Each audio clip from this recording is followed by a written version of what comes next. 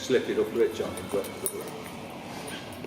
Is it going? Is it ticking over again? Then? Yeah, we're both in on that, that's fine. Yeah, so after you competing, you've still got your gym, I presume? Suppose it's No. What did you do? No. The gym only lasted 2 years. Did it? What did you do? Sell it? Sold it for £1. The pound? Yeah, because it wasn't making money. I was not interested in. Well, in them days, like I say, I was just only interested in myself. Yeah. Only interested in my own training, and so there was a guy that was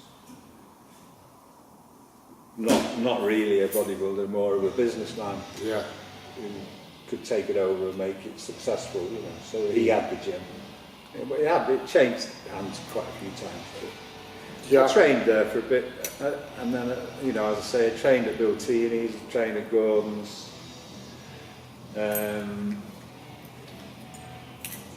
Trained in quite a few different places over the years, you know. And so, like you say, you did a couple of pro-ams, and then where did it go from there? I started playing cricket again. Did you? Well, I hadn't played cricket for 13 years. So was you getting fed up with bodybuilding, or? I think I needed a break. Yeah. Which is what I should have done. I mean, it's a common thing nowadays, isn't it? A lot of them have a break for 3 months and then start again with it.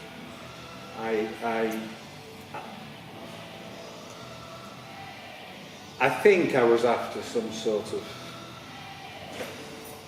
praise from my father, I suppose, going back playing cricket. But you know, I was in my early 30s by then. Anyway, I played 3 or 4 years cricket. Started drinking heavily. And the social side became more important than the game itself. Packed the cricket in, started playing golf for a couple of years again, alcohol involved. So this led to a problem, serious problem. In the meantime, did you still train weights just to well, what would happen was I'd have, I didn't train an awful lot when I was playing cricket, but I started back and training with a couple of mates at the gym in Southport. I was very heavy though, I was carrying a lot of weight through all the drinking, you know, and half the time I'd be training with a hangover. But, you know, the size was coming back, the strength was coming back, and I think even then in my head I was going to compete again, you know. But it tended to end up being like a 2 months of training and 2 months of binge drinking, that kind of thing. You know? It wasn't consistent. You'd get started and then you'd go off the rails again. Yeah. So it depends how deep into it you want to go, but obviously there was the start of what I've suffered with, the start of depression, which has been a long-standing problem with me. And the drink goes hand in hand, doesn't it, with that, you know? Yeah, of course it does. So for a period of 15 years, you know, it's been an on-off cycle of depression and drinking and whatever. I started working as a taxi driver, but basically that was only to fund whatever fun I was going to have at the weekend. But there was bouts of training in between.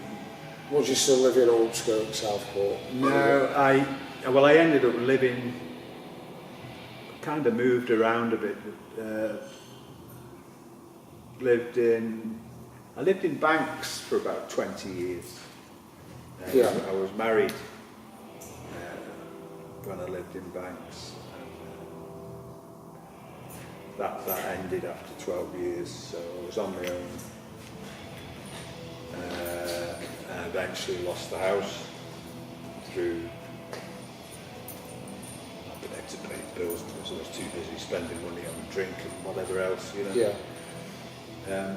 So I ended up back at my mum and dad's, living upstairs at my mum and dad's. So basically what I'm proud of is the way I've turned it round recently. You know, it's about 14 months now since I've had a drink. Yeah, that's great. That's great. And through those years that you've been away, did, you know, regardless, you did a little bit of training here and there. Obviously your cricket and your golf took over for a while and then they finished. And then was you fairly inactive with not a lot going on? Was it just like day to day? And did you ever have the urge to start bodybuilding again? It's always been there. It's always been. It was always like it's always going to happen. Has it nibbled away? Like Exactly. Well, that has, yeah. But even just to stand on the stage again, it's always been there. Mm.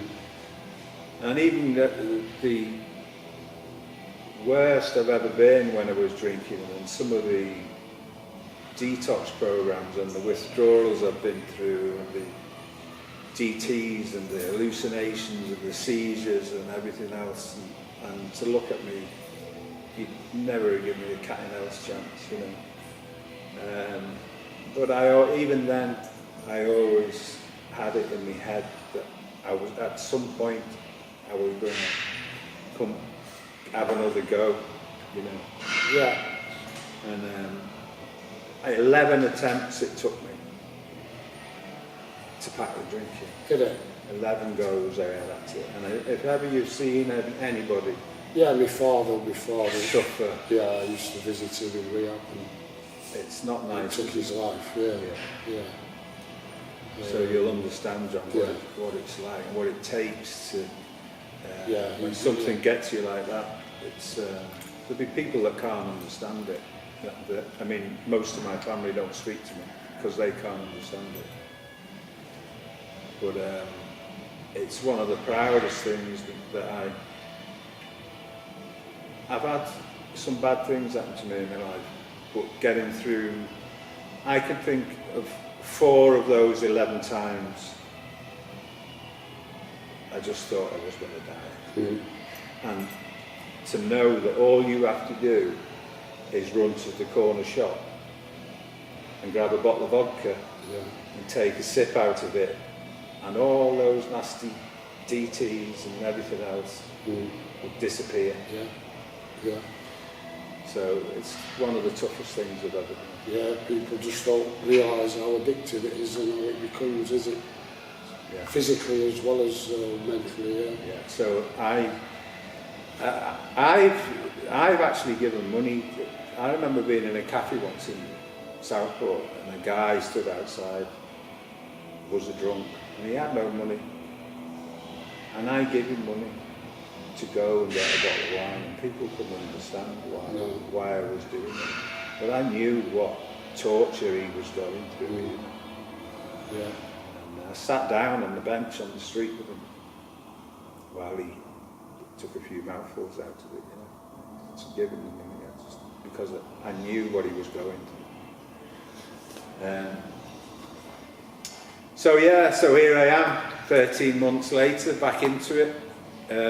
Really proud, love every minute of it. Yeah, and that, did you sort of, when you, as I say, you know, you've been, as I say, dry now for 30, 40 months. Did you start training more or less simultaneously after your rehab was successful, or? Well, I've actually, when I say I've been dry for 13, 14 months, the reason I've been dry for 13, 14 months is because the last time I had a drink, I woke up in a police station, having caused havoc. I won't go into the details, but ended up with a suspended prison sentence for something I had no recollection of doing, and no defence because I couldn't recall anything. So I was lucky not to get sent to prison. What I did, I didn't hurt anybody, but what I did was dangerous. Yeah. But I got out by the skin of my teeth. Yeah. So that was a good thing in a way because I couldn't hack being in prison. No. But I'd had a long period before that. That was only like a slip up. Was it? I'd had a long period before that where Yeah. I'd been training and I hadn't had a drink. Right. The only drink I'd had, I think, was New Year's Eve on my own. Yeah. So you. So really, I'd had 3 years of not Yeah. being a drunk, you know, and 3 years of getting back into it. I lost 7 stone of body weight from May 2016 to June 2017. Yeah. But in February of 2017 got ulcerative colitis. Now I weighed about the same weight as I am now, about 16 stone when I got that. And I'd come down from 23 stone, so I'd lost 7 stone.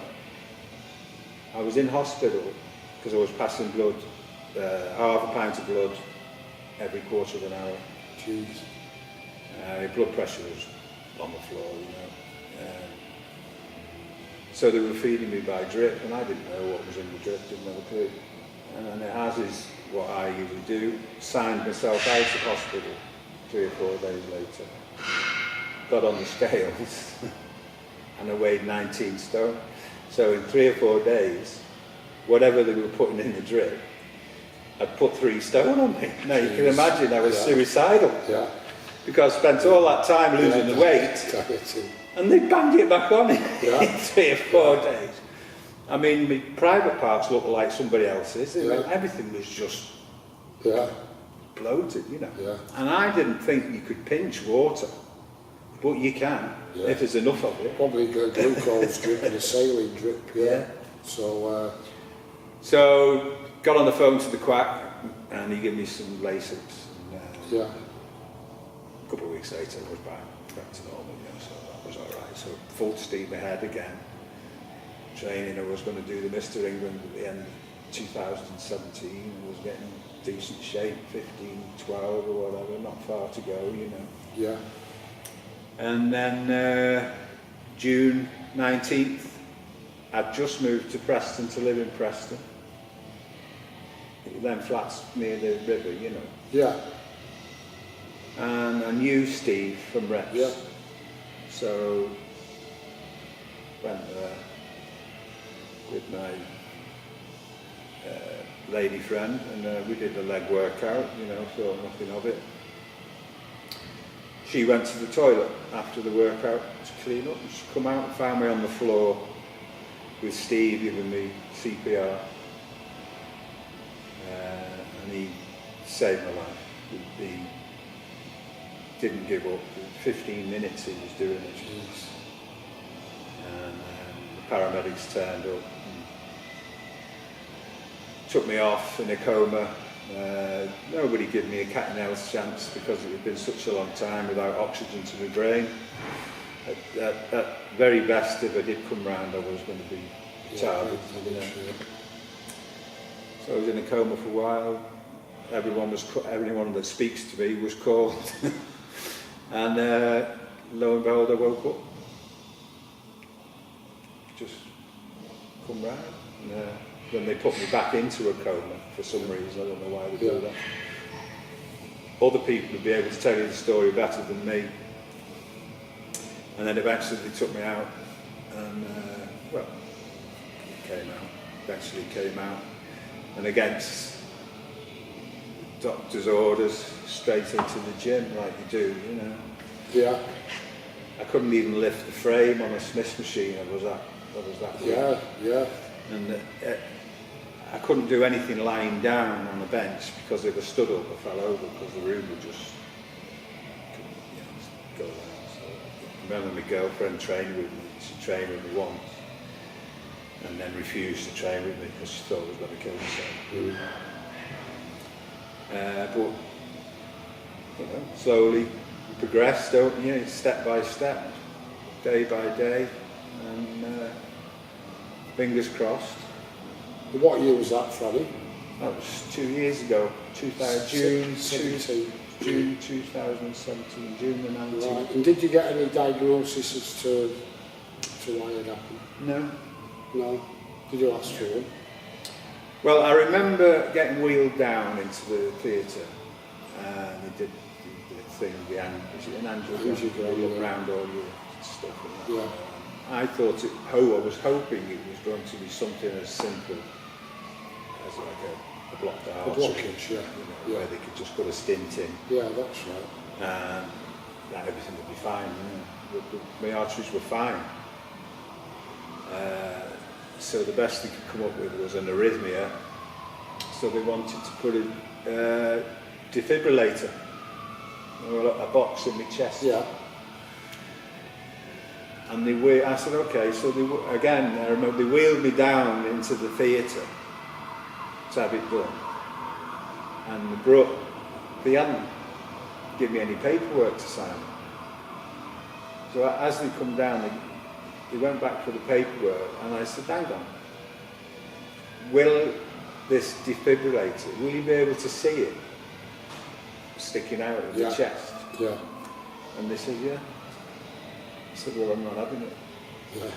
Yeah. Why? I said, for cosmetic reasons. I said, I don't need to tell you why. I said, I'm just not having it. So they said, well, we strongly advise you have it, because if it happens again and you haven't got one, you might not be as lucky next time. Yeah. I said, well, I'll take the chance. Yeah. So give me all the medication and stuff. Again, signed myself out eventually with all the medication. Kept going back to when I say kept going back, twice went back to Liverpool, Park Place in Liverpool, to see the specialist. Always got the same advice, about training and taking this and what not to take and how this can do this and blah blah blah. Anyway, the last time I went, we did an EKG or an ECG. I think it's EKG. When they test your heart anyway. And my heart was normal. Was it? Yeah. So just like probably had just a one-off malfunction in the way you I think it was an electrolytes imbalance. Do you? Yeah. Because I'd lost a lot of weight. A few other things could have contributed to it. I was taking effervescent painkillers, which were extremely high in sodium. Right. It was a hot day. I was under stress as I'd been moving house and one thing and another. Yeah. And me and my girlfriend had split up and all these things. And I think it had built up over a period of a couple of weeks because I had one of these Fitbit watches, and my resting heart rate had climbed up to 80 over a period of 2 weeks, usually be about 59, 60. Yeah. So I think it had been coming on, Right. So, but now I'm on a very, very limited amount of medication, as low as the day goes. Yeah. I'm on an ACE inhibitor, which is good for bodybuilders because it keeps your kidneys functioning. Right. Yeah. And a small amount of beta-blockade, so my heart doesn't get too high. Yeah. Yeah. It's a relief stress. Yeah. But that's it. Apart from some painkillers. And do you know what, John? I feel great. I feel absolutely fantastic. Best I've felt for years. Yeah. Yeah. And that was how long ago did you get the urge to fulfil your lifelong ambition and get on that universe stage? And hopefully, when did that trigger switch come in? A year or so ago? No, it came in when I started losing weight the first time. That's before I had the heart attack. Right. That was the plan. That was to do what I'm trying to. Has the heart attack give you even more? Well, at first I thought, well, that's the end of it, Yeah. Then I thought, well, I might as well just stick a gun to me head. Yeah. You know, well, what else is there for me in life? It's what I love doing. Yeah. Yeah. You know, I've done other things. And is that how you... I mean, it's either this or drink myself to death. Yeah. Yeah. They're the options. Yeah. Apart from my dog, of course, so Yeah. which is a big thing. So I wouldn't drink now because of my dog. Yeah, your best friend, yeah. Best your best friend, yeah. But this is it for me. Yeah. So if I die with having a cardiac arrest doing a set of hack squats, Yeah. you know, Yeah.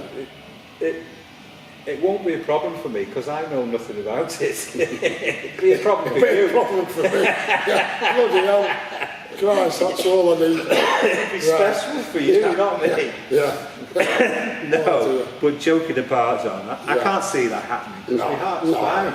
No, anyone can... In fact, if anything, I've been told my heart's fine.